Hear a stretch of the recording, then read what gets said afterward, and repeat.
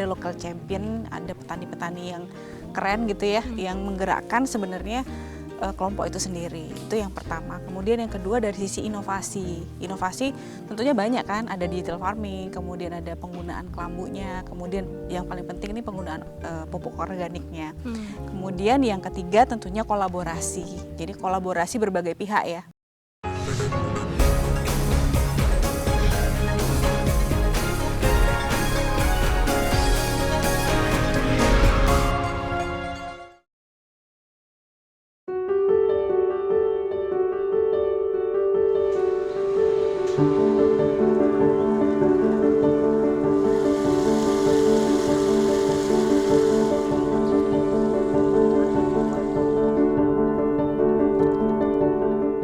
Tanah yang sudah kering dan gembur menjadi pertanda dimulainya masa tanam bawang merah di Desa Watuwungku, Kecamatan Dringu, Kabupaten Probolinggo.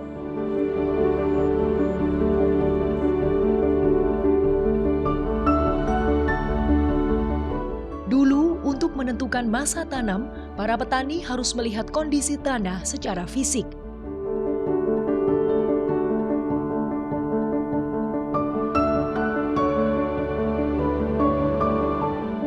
Namun, sejak menerapkan pertanian digital, hanya dari genggaman tangan, petani sudah bisa mengetahui kondisi tanah, cuaca, kecepatan, dan arah angin. Adalah Anton Bijaksana yang menggunakan sistem pintar untuk membantu mengukur kondisi NPK dan pH dalam tanah yang terintegrasi dengan sebuah aplikasi.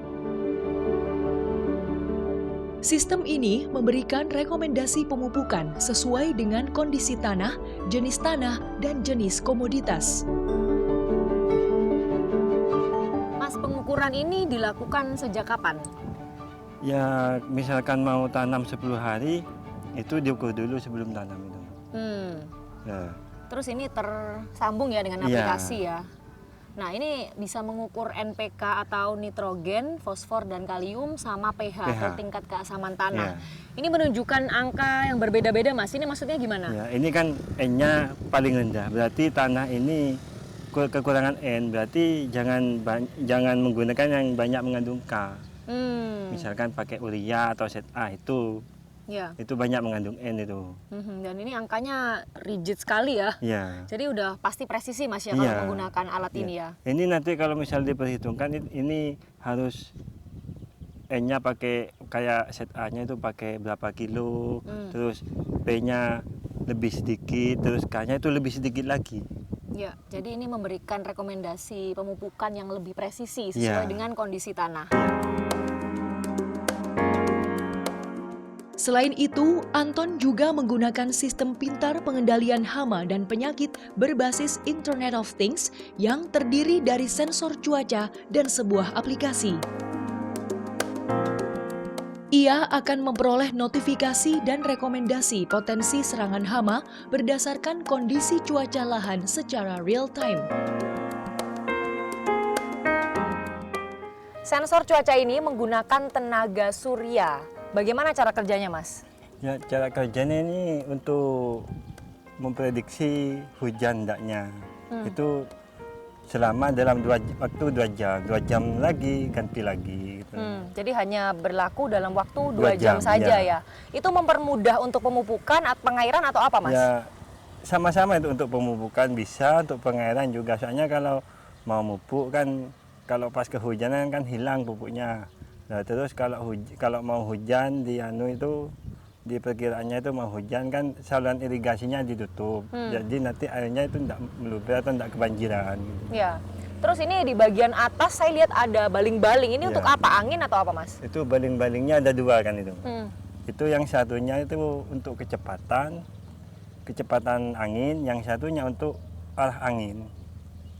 Apa angin dari utara atau dari selatan itu ketemu nanti sama yang sebelah barat itu. Apa pengaruhnya arah angin itu? Kalau arah angin itu penting menurut saya. Soalnya kalau misalkan anginnya dari selatan, ini bagus. Soalnya kan angin dari gunung. Nah, kalau misalkan nanti anginnya dari arah utara, itu kan angin laut, Mbak. Itu pasti membawa embun nanti. Paginya apa itu pasti embun sudah.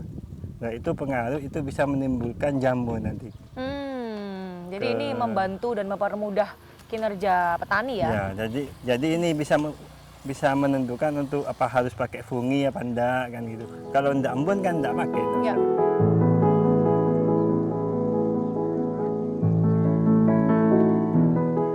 Selain menerapkan pertanian digital, para petani juga telah menggunakan inovasi teknologi jaring kelambu untuk meminimalisir hama.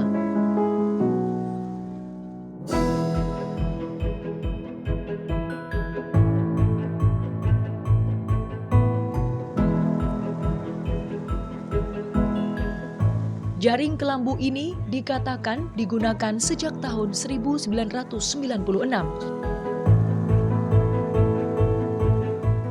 Sejak awal sampai sekarang, apakah masih efektif Pak untuk meminimalisir hama?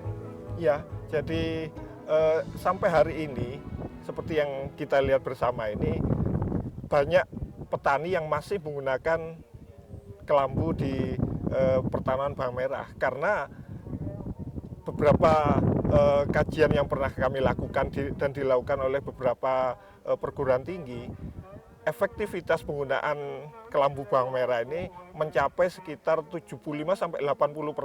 Jadi penggunaan kelambu bawang merah ini menekan penggunaan pestisida di bawang merah 75-80%.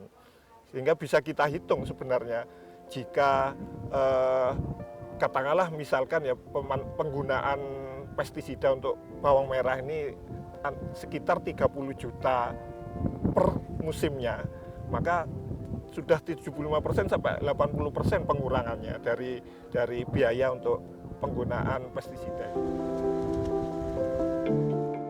Pemasangan jaring kelambu merogoh kocek cukup dalam. Kelompok Tani Harapan Jaya 1 pun mendapat perhatian dari Bank Indonesia. Terbaru, pada 2024, Bank Indonesia memberikan dukungan jaring kelambu seluas sekitar 2 hektar. Kemudian seberapa biaya pemasangan Pak untuk jaring kelambu ini? Ya, kalau kita membeli sendiri ya, 1 hektarnya itu antara 30-40 juta. Itu sudah termasuk menjahit dan pemasangan tiang-tiangnya ini. Cuman kalau kita biasanya ada persewaan untuk ini ya, per hektarnya itu antara 5-8 juta per musim. Nah, apakah ada kemungkinan mungkin berkolaborasi Pak dengan sejumlah stakeholder? Jadi selama ini memang karena keterbatasan dukungan anggaran APBD kami, akhirnya memang kami harus mencari stakeholder yang bisa membantu para petani, terutama petani bawang merah itu untuk bisa berproduksi dengan optimal gitu. Nah, salah satunya teman-teman BI lewat CSR mereka itu banyak membantu teman-teman petani bawang merah. Bahkan mulai dari hulu, mulai dari produksi awal, selain dijual bawang merah dijual sebagai sayuran, juga dimanfaatkan dan diolah menjadi olahan bawang merah. Dan ini teman-teman BI alhamdulillah sampai hari ini membantu itu, bahkan dengan pemasarannya juga.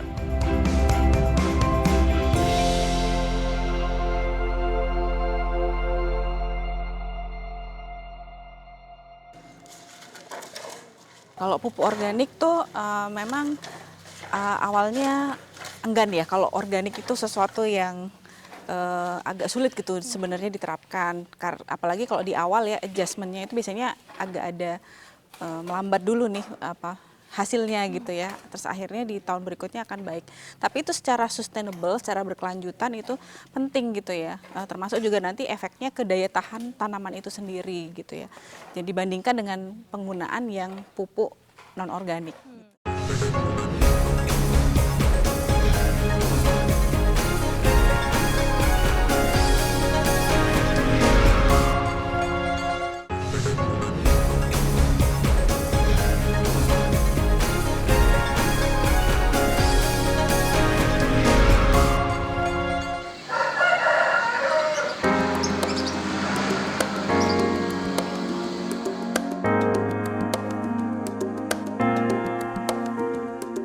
Hamparan sawah yang dipenuhi bawang merah ternyata mendapati masalah.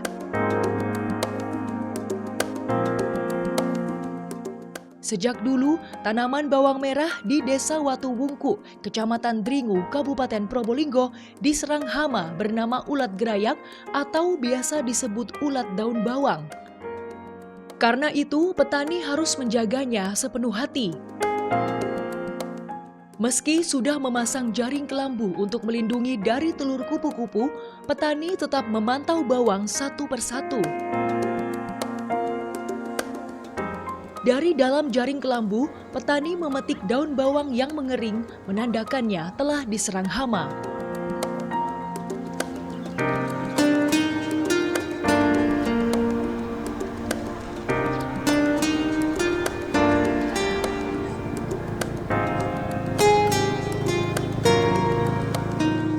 Layaknya primadona, menjaga bawang merah dari gangguan hama tak dilakukan pagi saja. Saat senja menyapa, cahaya lampu tampak menerangi areal sawah.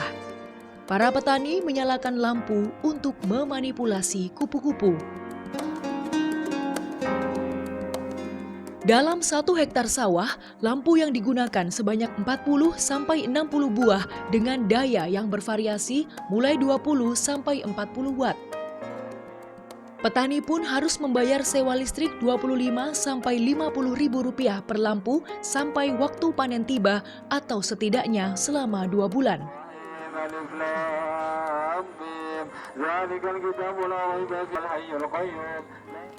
Dulu dengan jaring kelambu saja hama tidak bisa masuk, tapi kini sepertinya hama beradaptasi, jadi para petani harus menyalakan lampu menjelang matahari terbenam sampai menjelang matahari terbit. Hal ini untuk memanipulasi agar kupu-kupu tidak mendekat ke lokasi yang diterangi lampu.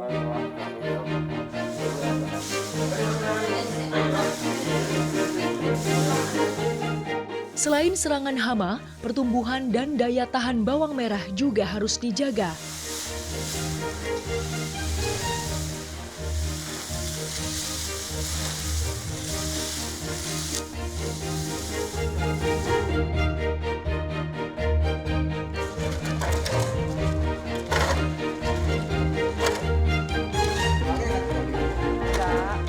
Perwakilan Bank Indonesia Malang telah memberikan pelatihan pengolahan pupuk organik bagi kelompok tani Harapan Jaya 1. Pupuk organik ini dibuat dari kotoran kambing, dedak, serbuk gergaji, air kelapa, dan lainnya.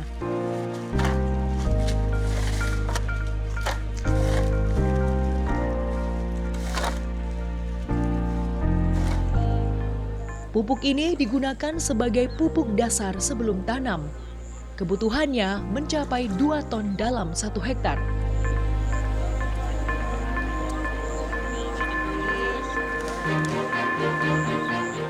Selain memperbaiki unsur hara tanah, penggunaan pupuk organik juga bisa meningkatkan pertumbuhan bawang merah. Bagi yang berencana menyimpan bawang untuk benih, harus mengaplikasikan pupuk organik lebih banyak agar lebih tahan lama.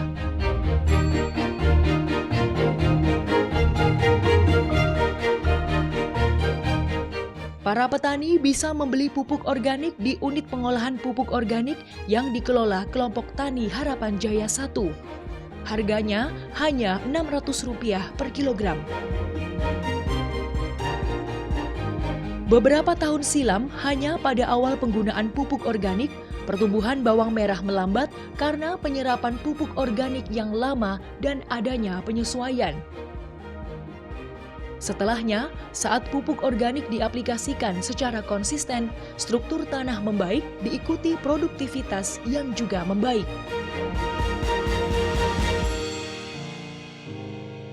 Kalau pupuk organik tuh memang awalnya enggan ya, kalau organik itu sesuatu yang agak sulit gitu sebenarnya diterapkan, apalagi kalau di awal ya adjustmentnya itu biasanya agak ada melambat dulu nih hasilnya gitu ya, terus akhirnya di tahun berikutnya akan baik. Tapi itu secara sustainable, secara berkelanjutan itu penting gitu ya, termasuk juga nanti efeknya ke daya tahan tanaman itu sendiri gitu ya. Jadi dibandingkan dengan penggunaan yang pupuk non organik. Gitu.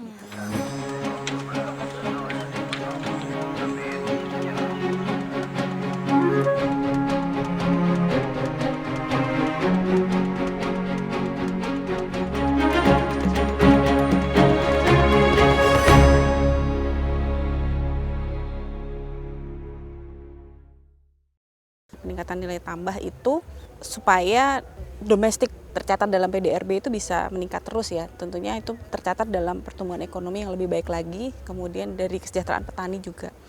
Dan kemudian kontinuitas supply-nya ya terhadap keseluruhan pasar. Nah, itu yang penting dilakukan untuk pengendalian inflasi.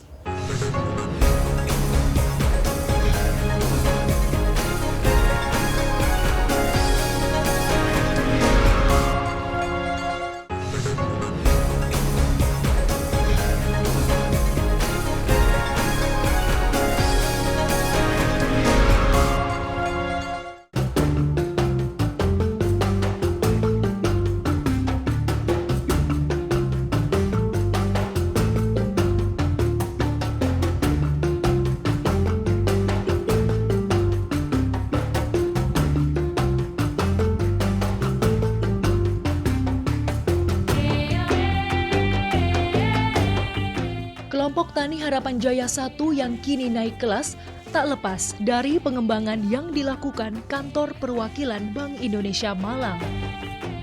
Utamanya berkaitan tentang korporatisasi, peningkatan kapasitas, dan peningkatan akses pada pembiayaan.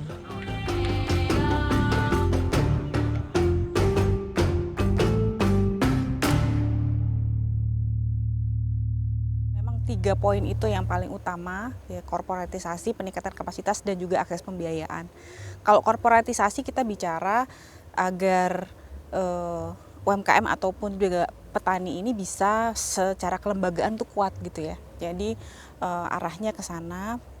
Jadi pelatihan yang kita lakukan itu umumnya terkait dengan kelembagaan itu sendiri, yaitu manajemen usaha pertanian, kemudian juga bagaimana regenerasi petaninya gitu ya selaku pelaku utama.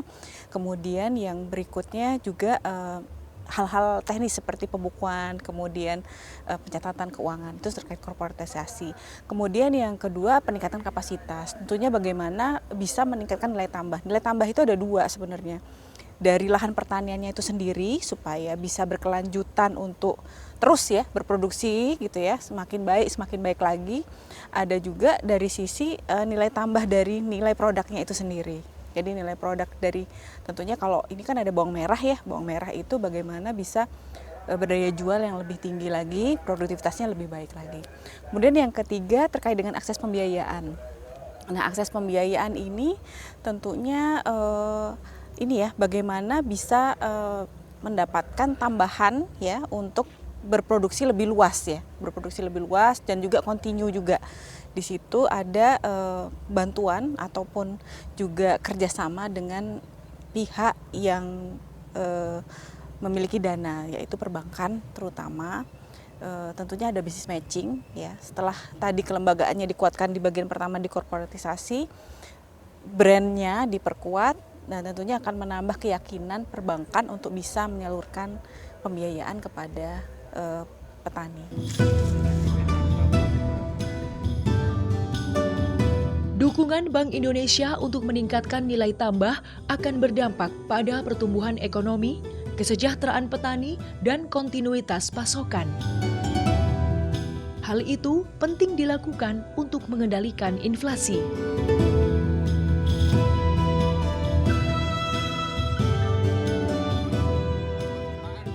Secara umum berarti dukungan yang diberikan Bank Indonesia agar apa ini Bu? Supaya UMKM ini naik kelas, kemudian terkait menjaga tekanan inflasi juga itu penting ya Bu ya?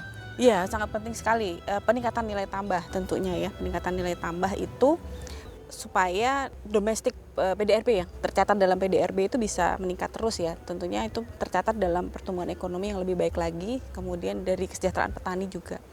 Dan kemudian kontinuitas supply-nya ya terhadap keseluruhan pasar. Nah, itu yang penting dilakukan untuk pengendalian inflasi.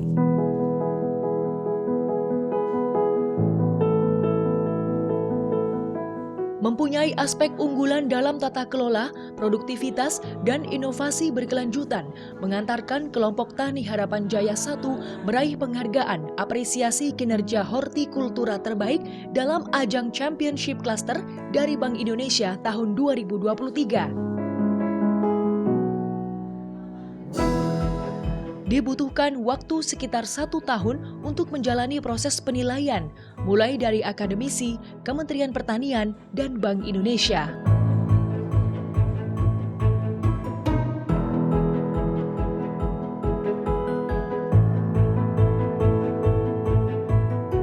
Ya Bu, dulu kelompok tani ini kan pernah mendapatkan penghargaan apresiasi kinerja hortikultura terbaik dalam ajang Championship Cluster dari Bank Indonesia tahun 2023. Cerita perjalanannya seperti apa sih Bu?